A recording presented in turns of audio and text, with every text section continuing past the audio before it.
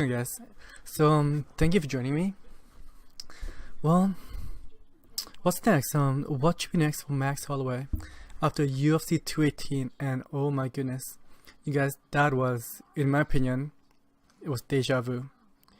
UFC 218, it reminded me of UFC 212 when they first meet, and you know what? Going to that fight, going to the UFC 212 fight with their first meeting. You know what? I'm not gonna lie. I was picking Jose Aldo's for the win. Come on, you guys. Jose, he was the GOAT. He was the GOAT at a featherweight division. He's only lost in 10 years, 10 plus years, excuse me, was to Conor McGregor. And it is what it is, and we all get caught. And I believe, I was 100% believe that Conor McGregor got into Aldo's mind. Oh. Sorry, I got a bit of a hiccup. I was 100% believe that one of the reasons that Aldo's lost versus Conor McGregor was during their world tour. Conor got into Aldo's head, and when it came to the fight, he got emotional about that fight, and of course he just charges at him. He was waiting, and he charges at him. And what Conor did was a counter left, caught him in the chin, caught him on the shin, lights out in 13 seconds. Oh my goodness. And in my mind, Jose Aldo's will never ever get that back for the following reason. Number one, Conor McGregor, we don't know if he's coming back to the UFC. He's dealing with a lot of issue right now, so the odds of him coming back is very unlikely. And yes, it's likely, but the odds of him coming back and give Aldo's a rematch is very unlikely, because Jose Aldo's, he's got one more fight left within his contract, and he does have other side project outside the UFC, outside of mixed martial arts. Number one, of course, is his burger joint, which I heard that's doing well. It's taking off. It's profitable. And number two, he has been showing from the embedded and from the UFC countdown, UFC 218 countdown, is that he is an investor on Nova União, which is his gym, and I believe that he's got a minority ownership of that gym. He had invested a lot of money into that as well.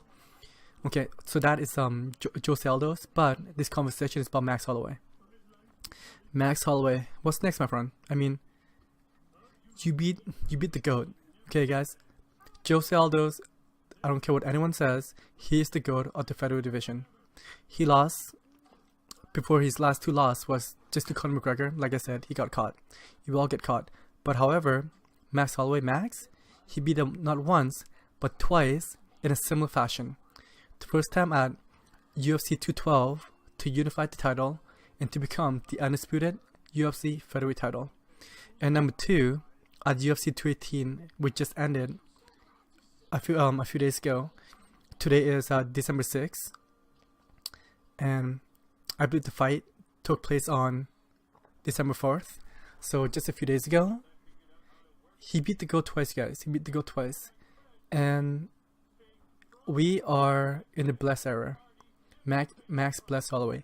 This is his era, and as a fight fan, you and I, we are enjoying the ride.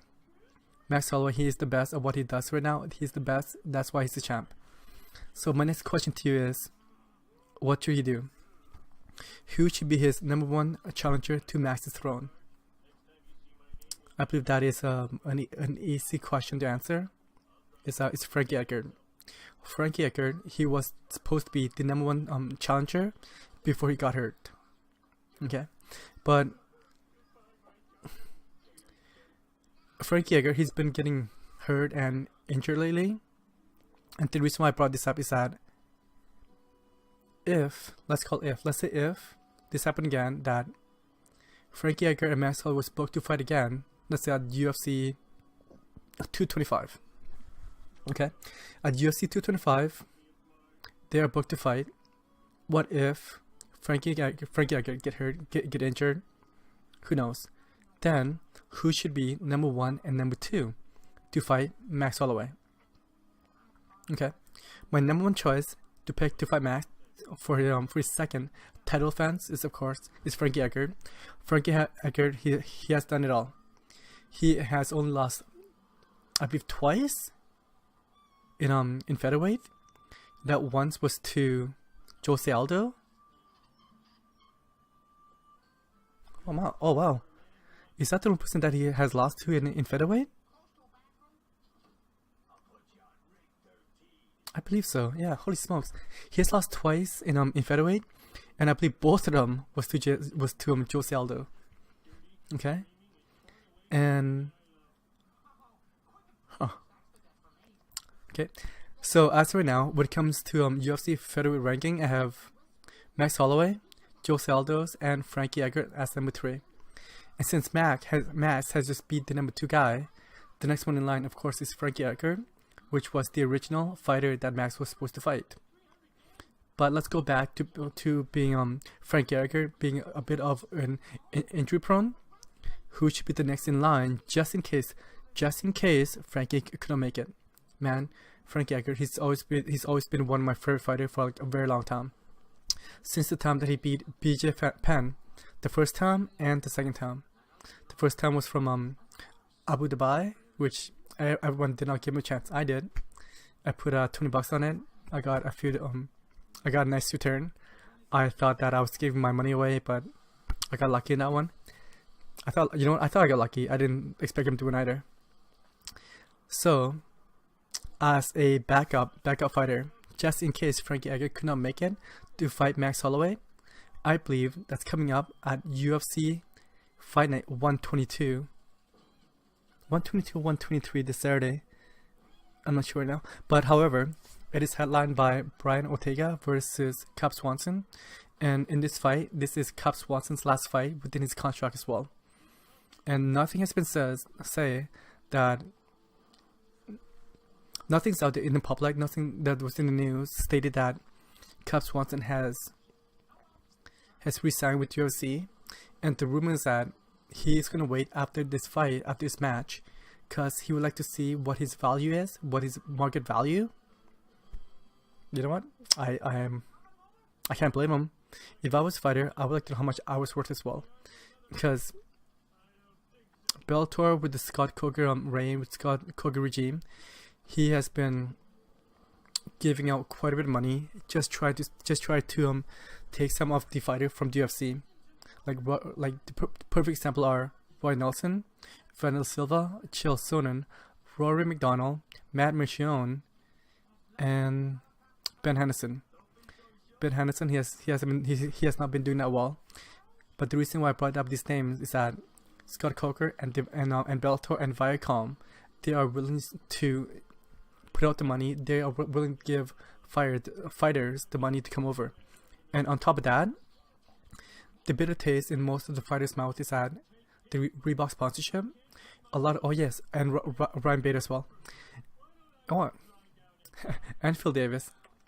Is that when it comes to the Reebok sponsorship, the Reeboks, they are not paying as much money as the sponsorship as big name fighters like Cub Swanson or Phil Davis and Ryan Bader, or even like Rory McDonald.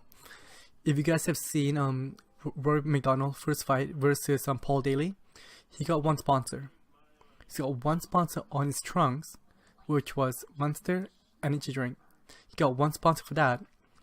And I remember him saying that he received about $25,000 just from one sponsor. And that number, I believe it was stated on the MMA Hour and on a Fight Network as well.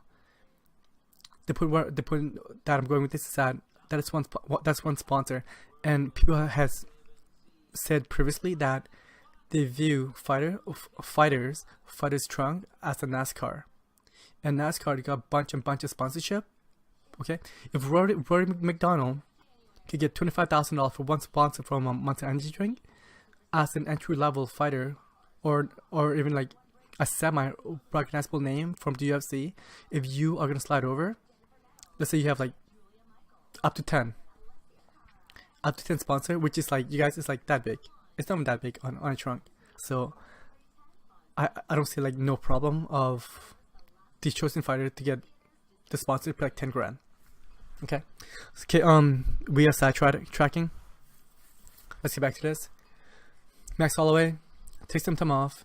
Enjoy your birthday. I believe December 2nd was when he fought against Jose Aldo's, and December 4th was his birthday. That was it.